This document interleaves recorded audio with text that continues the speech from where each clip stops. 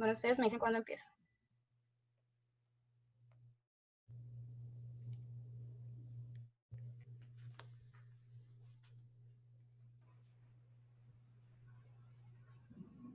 Pues ya estamos más de 30. Estamos 30. Ah, bueno, ok. Sí, ya entró el doctor también. ¿Sí? Ok, bueno, y ya por último, pues teníamos que se va a ver lo que es la conservación. En el caso de una lesión a nivel de los lóbulos, pues se va a ver la conservación de lo que es la visión central, que también es conocida pues como la visión macular. Y algo que también nos va a poder ayudar a diferenciar en el caso, y esto, bueno, antes de que se me olvide, esto se va a producir porque en lo que es el lóbulo occipital, si lo vemos, bueno, por ejemplo, lo ejemplificamos en esta área, lo que es la porción más posterior de lo que es el lóbulo se va a encargar de transmitir o de que aquí lleguen lo que son las fibras que son parte de la región central, mientras que una porción más anterior se va a encargar de lo que es la visión periférica. Entonces, en dado caso de que tengamos un paciente que solamente se afectó lo que son las porciones anteriores, pues se va a ver afectada la porción periférica, nada más como lo podemos ver aquí. Pero, por ejemplo, si tenemos un paciente que también se afectó en sí todo el lóbulo, pues vamos a tener el caso que se va a ver básicamente como si fuera una lesión del tracto óptico, una hemianopsia homónima. Y aquí lo que nos puede ayudar a diferenciarlo era lo que les mencionaba de lo que es el reflejo fotomotor consensual, porque en el caso de lo que es una lesión ya a nivel de los lóbulos, el reflejo se va a mantener, pues no se va a ver afectado. En sí, el paciente pues obviamente no va a poder ver la luz que le estás poniendo en el ojo en el campo en el que está afectado, pero el reflejo aún así se va a seguir desarrollando. Mientras que en el caso de lo que es una hemianopsia homónima, es decir, una afección aquí en el tracto óptico, pues aquí no se va a tener el reflejo porque técnicamente, por ejemplo, si se rompe, bueno, no se rompe, se afecta el nervio ahí, vas a tener que aquí no se va a poder formar todo el trayecto que vimos de los núcleos pretectales, el núcleo de Westphal, hasta llegar a lo que es el ganglio ciliar, ¿no? La parte ciliar. Entonces aquí no vas a tener que a la hora que tú le pongas la luz directa al paciente, pues no va a haber ningún reflejo porque va a estar afectada la vía. Técnicamente, pues ya no va a poder llevar a cabo toda esta transmisión de impulsos en esta área. Mira, eso no es tan cierto, ¿eh? Si yo tengo cortado el tracto aquí, yo estimulo este ojo, está cortado esto, pero la información que yo estimulo este ojo llega al área pretectal por el otro lado. ¿Por qué? Porque esta retina se decusa. Entonces, no se queden con esa idea, ¿eh? Si Es yo que tengo, depende. Oh, perdón. pero mira, yo te estimulo este ojo. No, es que creo que no se ve su mouse. Pero ok. Ah, no, No se ve su mouse. bueno, sí, cierto. Vamos a suponer que estimulas el del lado derecho que está ahí. Ajá. Eh, si tú dices que está cortado el tracto a nivel del número 4, de todas maneras las pupilas se te van a seguir El lado. contrayendo. ¿Por qué? Porque la retina nasal de ese ojo que señalamos ahorita se van a decusar y van a llegar al área pretectal por el otro tracto. Entonces eso que estás diciendo, no sé dónde lo le dice, pero realmente la única forma de que no tengas una respuesta fotomotora es que esté afectado a nivel del número 1.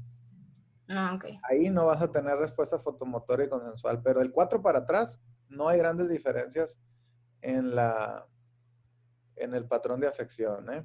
Con la excepción del respeto macular ahí, que también tiene que ver porque la región occipital tiene doble irrigación, la mácula sobre todo. Entonces, si tú tienes un infarto de la cerebral posterior, la mácula todavía está un poco irrigada por la arteria cerebral media y por eso se respeta. Pero bueno, para fines prácticos, son muchas finezas que a veces es difícil ver en la clínica, eso. Pero yo les recomiendo de 4 para atrás, el déficit es muy similar. Ajá. Puede haber algunas variantes, como dijiste, el 5 y el 6 si están afectados, ¿no? No todo, si está afectada las radiaciones ópticas, que es la forma más común de llamarlas.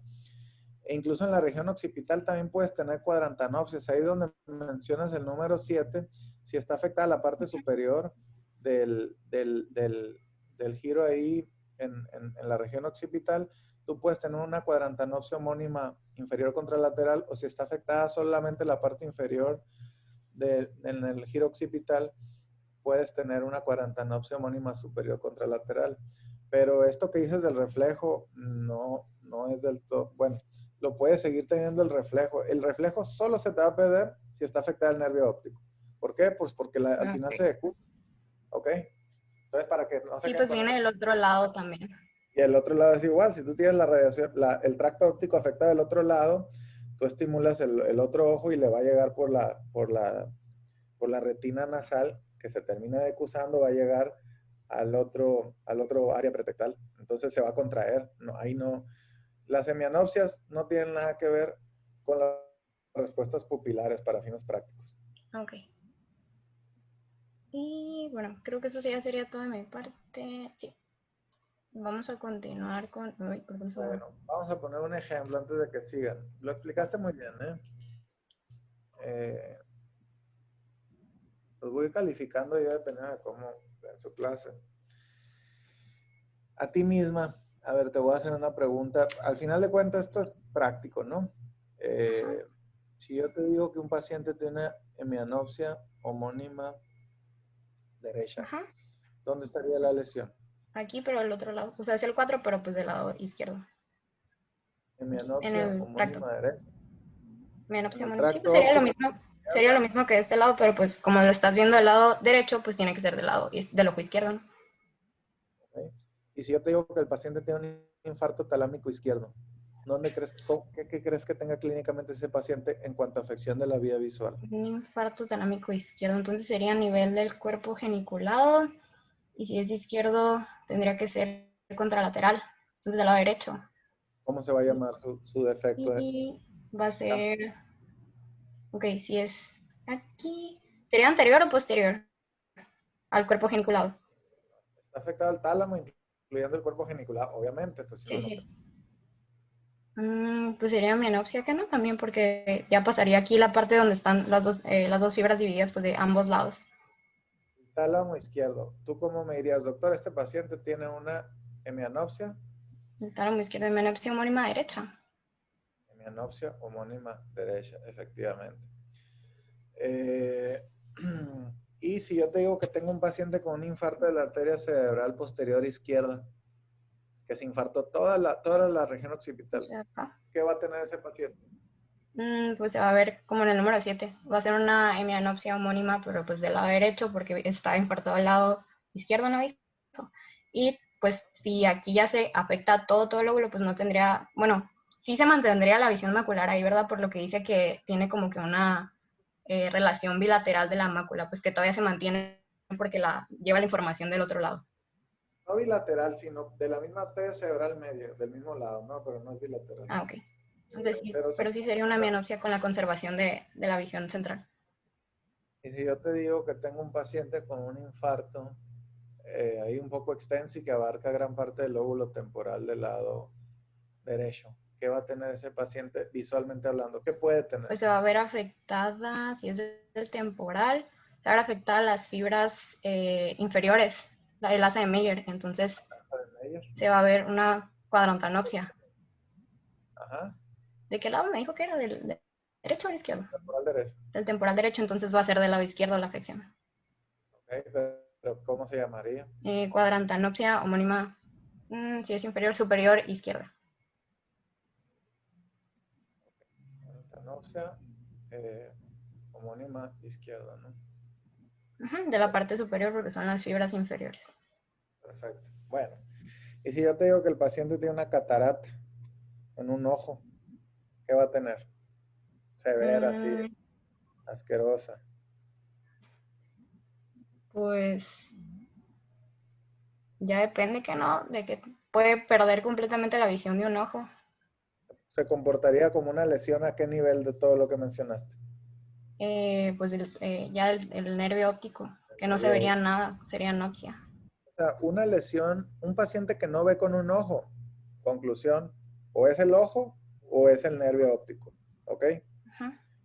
Eh, entonces, es muy común que un oftalmólogo, por ejemplo, nos mande a nosotros los neurólogos pacientes ya que le dieron la presión intraocular, todo, no encuentran nada y te lo mandan porque el paciente no ve y el ojo está normal.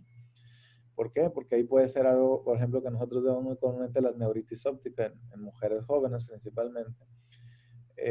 Y el paciente, pues, el ojo va a estar normal y no ve.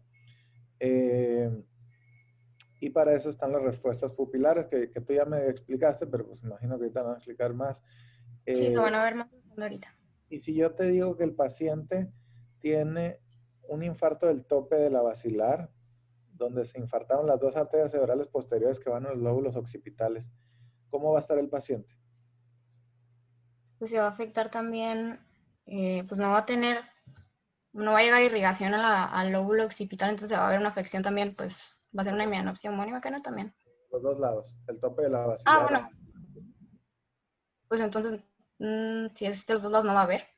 Ok, eso se llama ceguera cortical. ¿Y cómo van a estar las respuestas fotomotoras y consensuales? Las respuestas fotomotoras pues van a estar conservadas, que no, porque aquí todavía sí es nada más en el lóbulo occipital, todo el tracto está conservado todavía. Exactamente, entonces por eso es bueno que sepan anatomía. Ahorita precisamente tengo una paciente hospitalizada con una ceguera cortical, ¿eh? O sea, así pasa. Las hemianopsias a veces se pasan por alto, si no las revisan, y el paciente jamás va a llegar a decirles, doctor, tengo una hemianopsia homónima derecha, porque traigo un infarto de la arteria cerebral posterior izquierda. El paciente va a llegar diciendo que no ve, y casi siempre te dicen que no ven en el campo temporal, o sea, en el ojo que está afectado el campo temporal, porque la nariz pues te disminuye el campo nasal, entonces no es tan llamativo. Entonces, si alguien tiene una hemianopsia homónima derecha, el paciente va a llegar y te va a decir, no veo con el ojo derecho. No te van a llegar diciendo, no veo mis semicampos de cada ojo, no. Ustedes tienen que ir descubriendo, desde el interrogatorio lo vas descubriendo. Por ejemplo, alguien con una hemianopsia homónima derecha es alguien que tiende a pegarse con el lado derecho del cuerpo con las paredes o los escritorios porque no ve el lado derecho de todo su hemicampo. Pero no esperen que el paciente llegue diciéndoles eso, ¿eh? No va a llegar, el paciente no lo va a relacionar, porque para el paciente tenemos un ojo y tenemos otro ojo. Entonces, o es un ojo o es el otro, pero el paciente no sabe esta división de la vía, entonces no esperen que lleguen así. Obviamente, si es muy franco, que no ve con un ojo, y bueno, tú solito vas a ver que puede ser el ojo o el nervio óptico. Pero bueno, si necesitan entender esta vía, si le entienden la vía, ya donde esté la lesión, ustedes solitos van a ir por sentido común, sabes cuál es la afección que tiene, pero si no se sabe la vía ni cómo se acusa, van a estar bien perdidos. Y no tienen que macheteársela. O sea, bueno, tienen que machetearse de cómo va la vía, pero ya el patrón de afección traten de encontrarle un sentido lógico. Y la mianopsia bitemporal que mencionaste, el número 2, juren lo que se los van a preguntar en el examen de residencia. Es una pregunta muy típica. Un paciente con un adenoma hipoficiario, un prolactinoma, que va creciendo y como pusiste en las imágenes previas, te comprime el quiasma y pues lo único que te va a afectar de forma inicial son las fibras nasales que se acusan, que están viendo sus hemicampos temporales correspondientes. Sí, sí. Bueno, está bien, pues sigamos. Ok, bueno, ahora van a continuar con... Larisa, ¿lo quieres compartir tú o le doy yo? Si se ve aquí mi flecha, la que yo muevo. No, creo que puedes pedir... en la parte de arriba, o bueno, en la parte de abajo tuya aparece control remoto. Pícale ahí y creo que ya va a salir tu mouse.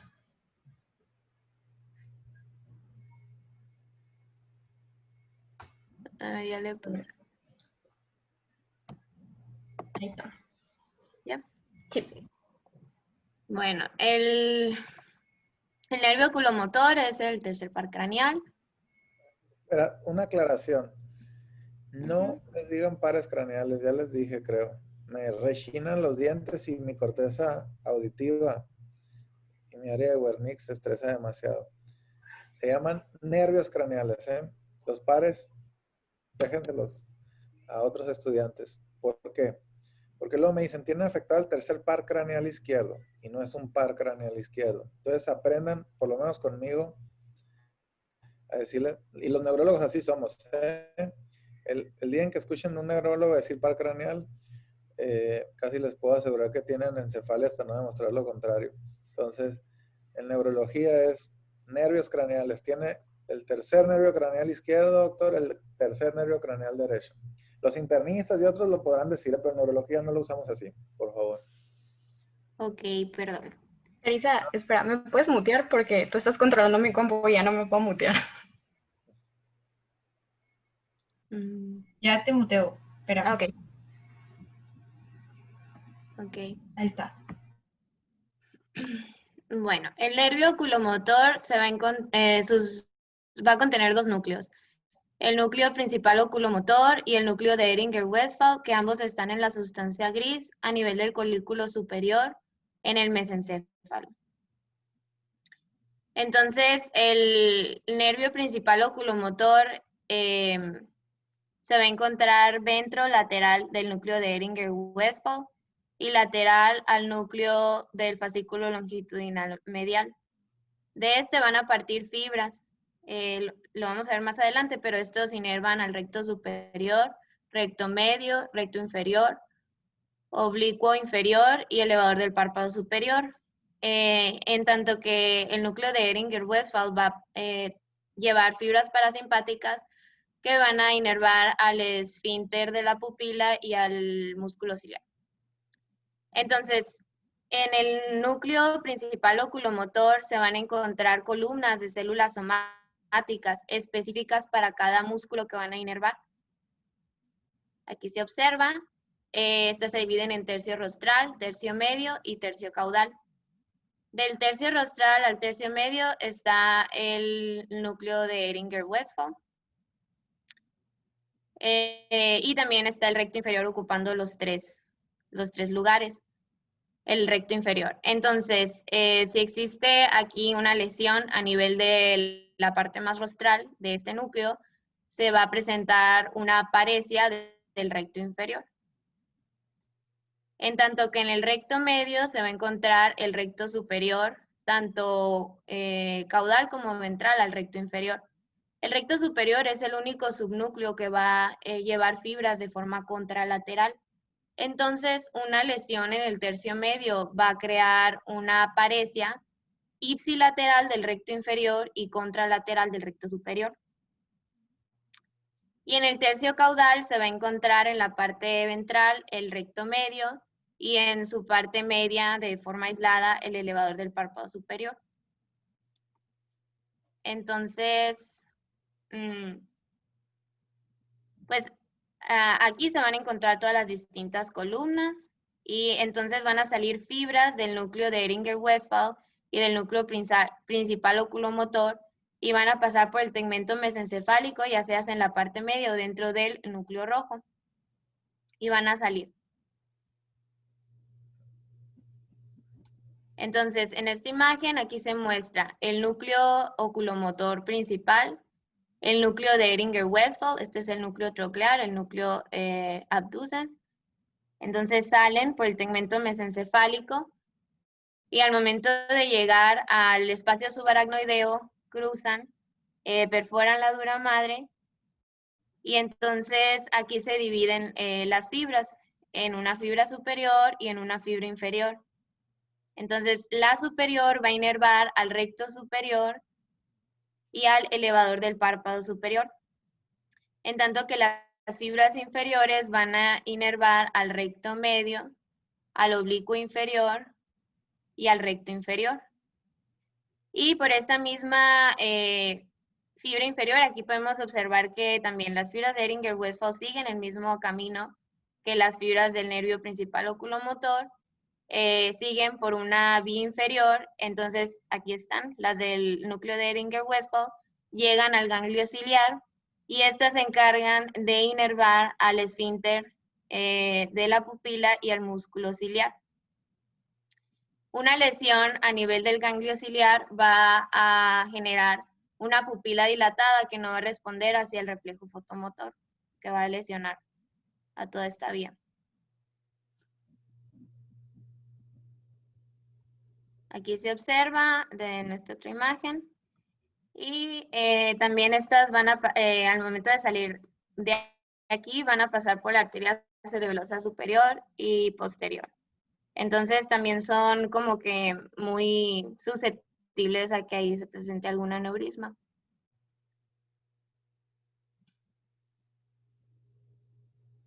Bueno, la exploración para este nervio se puede realizar el reflejo fotomotor, el cual se va a aplicar luz sobre una pupila. Entonces se va a generar una constricción de esa pupila, se le llama reflejo directo.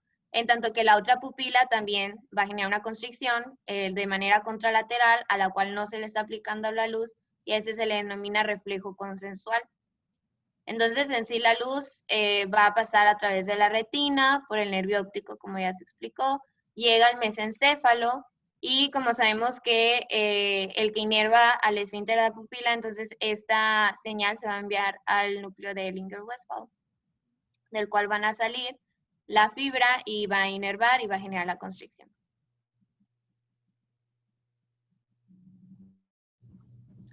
Reflejo de cerca. Al momento de estar observando un objeto de lejos, existe pues una dilatación de la pupila, y al observar un objeto de cerca, se va a generar de igual forma una constricción.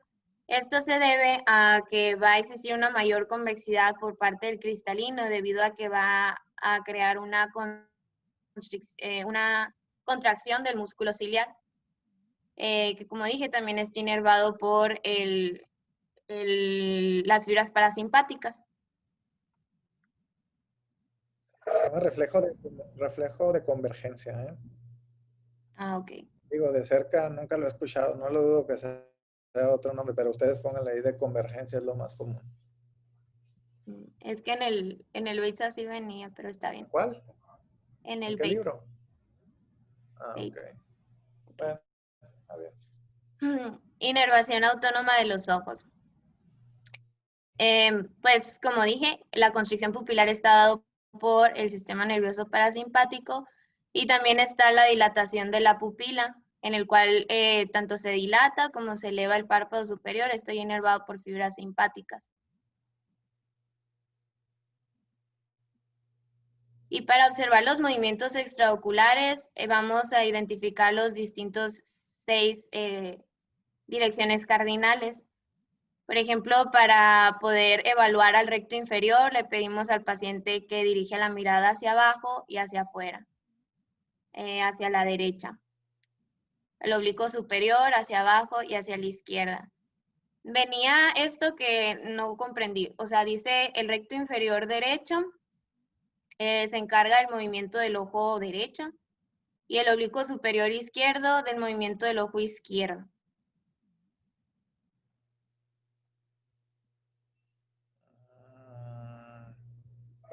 Pues el recto inferior al final lo que termina haciendo principalmente es en abducción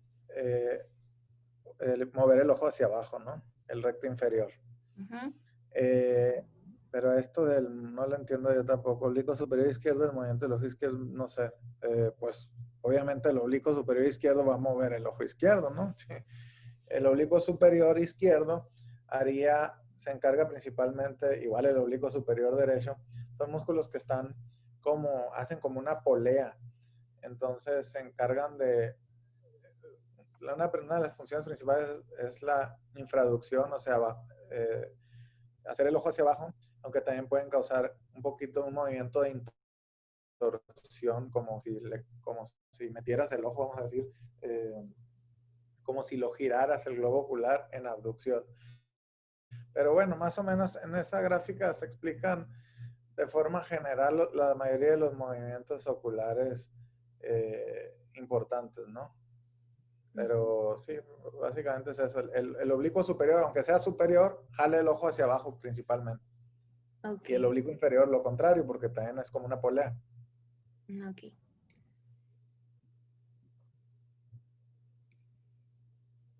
Bueno, en cuanto a las patologías, pues hay algunas. Está el síndrome de Weber. Este se va a deber a una lesión en el pedúnculo superior, mayormente causada por un ictus, y va a crear una parálisis ipsilateral del nervio oculomotor. Aquí se encuentra que también está creando una lesión. Decía que, por ejemplo, síndrome de Weber, síndrome de Bennett, síndrome de Claudet va a crear diplopía, o sea, una doble visión. caída del párpado y una dilatación de la pupila que no está respondiendo hacia el reflejo fotomotor. Algo que tiene el síndrome de Weber es que también va a crear un parálisis contralateral de la neurona motora superior. El síndrome de Benedict es una lesión en el mesencéfalo a nivel del núcleo rojo. Entonces, igual, además de la diplopía, de la dilatación de la pupila, de la caída del párpado, también hay un temblor contralateral, porque como hay que recordar, el núcleo rojo se encarga de la cinética, y como estas fibras se decusan al momento de salir, es de forma contralateral. A ver, regrésate, Andrés. A ver, ahí es donde empezamos a unir puntos, como les he dicho en otras ocasiones. Uno se vuelve como un localizador, como que generas coordenadas. Si yo te digo que tengo un paciente con una hemiparesia derecha y tiene un tercer nervio craneal derecho afectado, ¿dónde estaría la lesión? Hemiparesia izquierda y un tercer nervio craneal derecho afectado.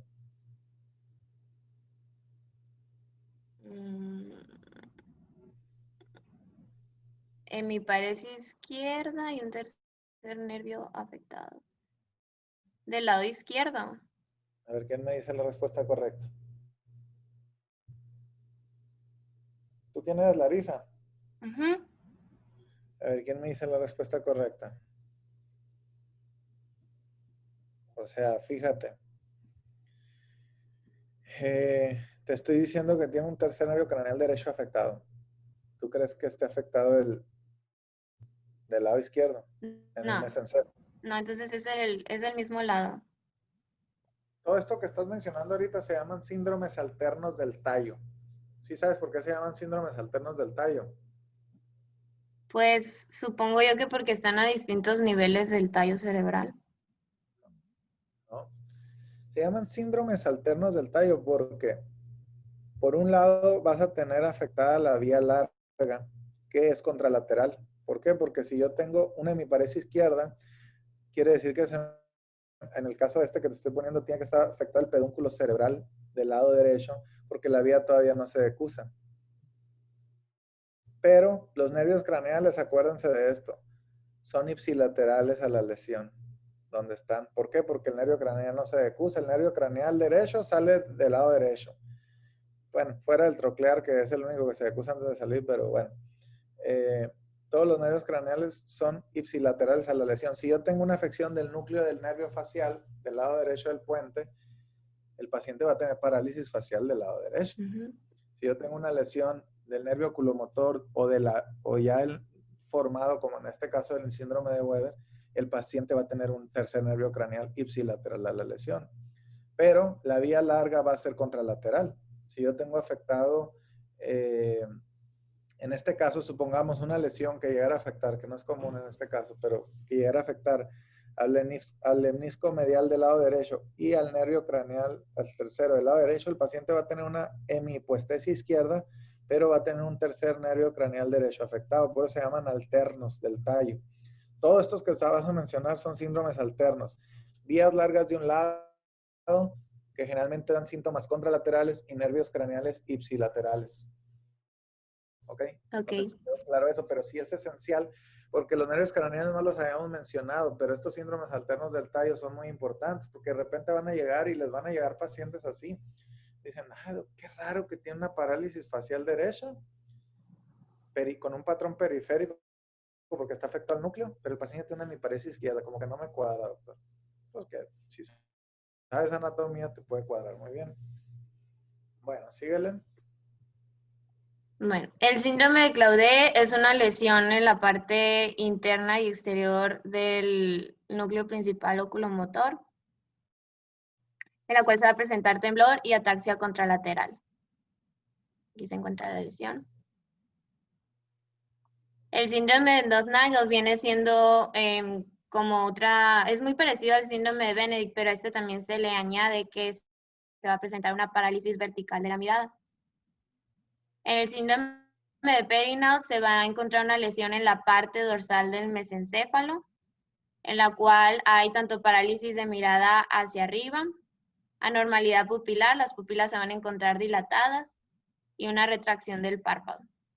Estos dos síndromes tienen problemas de la mirada vertical porque el control de la mirada vertical está en la parte superior al área pretectal, en esto que está señalando así con rayaditos. Ahí está el control de la mirada vertical, núcleo rostral, núcleo de Cajal y núcleo rostral intersticial del fascículo longitudinal medial. Pero para fines prácticos, el control de la mirada vertical está ahí. Y el control de la mirada horizontal a nivel del tallo, ¿no? Está en el puente. Pero por eso estos pacientes no pueden hacer supraversión, sobre todo, o infraversión eventualmente de la mirada. Hablando acerca de lo que mencionó el doctor, del núcleo de Cajal y núcleo rostral del fascículo longitudinal medial, se me olvidó mencionar que estos son conocidos como núcleos accesorios del nervio oculomotor, los cuales van a enviar tanto fibras al tercer como cuarto nervio craneal. Y, por ejemplo, se encargan, por ejemplo, el núcleo del fascículo longitudinal medial se encarga de que al momento de que el ojo se dirige hacia un lado, ambos sean hacia esa misma dirección. Y es del núcleo de Cajal que habla sobre la mirada vertical.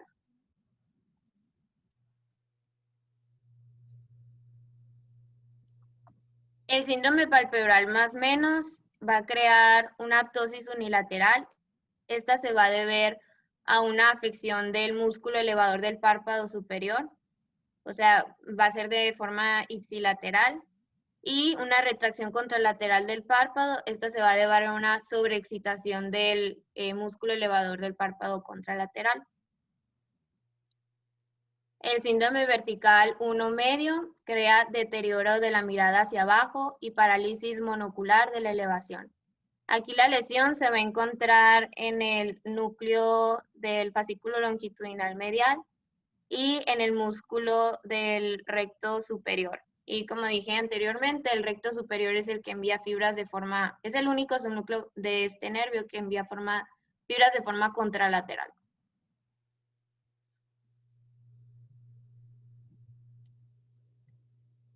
El síndrome de desaferentación crea cuadriplegia, mutismo. Mutismo es cuando la persona no tiene la capacidad de expresarse por algún estado de ansiedad. Entonces estos se comienzan a comunicar por movimientos verticales, pero no hacen movimientos laterales. Y preservación de la conciencia. Y el síndrome de la punta de la basilar es una obstrucción de la arteria basilar que va a afectar tanto al mesencéfalo como al bulbo raquídeo y va a crear una hemianopsia, ceguera, ataxia óptica, anormal del movimiento del ojo y anomalías pupilares. Igual no van a responder hacia el reflejo fotomotor. ¿Alguien ha leído alguna vez El Conde de Montecristo? ¿Nadie? Yo no. Yo tampoco. A ver, alguien, es una novela muy famosa. ¿Sí saben de quién es? Ni idea. Alejandro Dumas. Alejandro Dumas, exactamente. Es una novela muy buena, se la recomiendo, es súper interesante.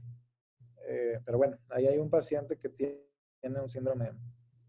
Ese síndrome de desaferentación es más común que lo encuentren como síndrome de enclaustramiento y es una de las peores cosas que se puedan imaginar en su vida. Al final se da por un infarto de la basilar que afecta la vía motora, la vía piramidal de forma bilateral y afecta el puente, porque la basilar pues está en el puente. Entonces afecta los movimientos laterales de los ojos porque ahí está el músculo, el nervio abductor, el sexto nervio craneal, pero el paciente, como el control de la mirada vertical y los nervios oculomotores del 3 y 4 no están afectados porque están en el mesencéfalo, el paciente puede mover los ojos para arriba y para abajo.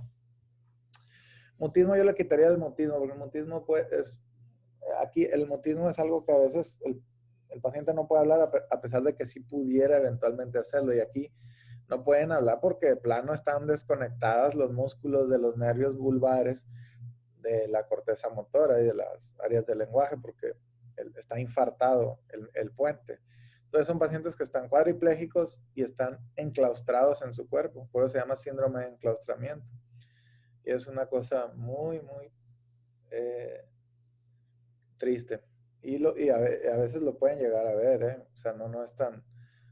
afortunadamente no lo vemos todos los días, pero que eventualmente un paciente con un síndrome de enclaustramiento a este nivel, ¿ustedes qué esperarían que tuviera? ¿Un síndrome de neurona?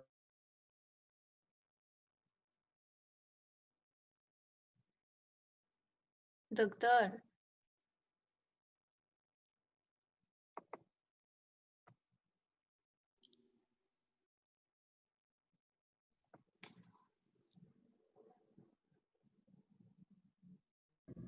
Se cortó.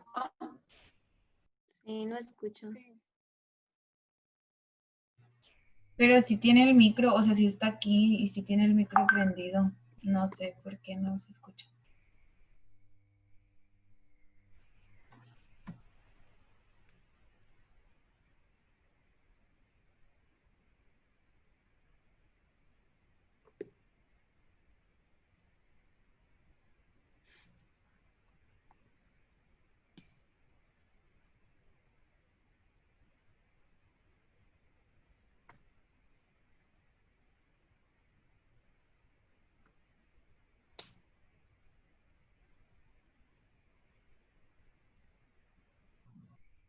Ya se va a volver a conectar, ¿eh? Nomás espera un poquito. De hecho, hay que salirnos y volvemos a entrar. Ok. Porfis.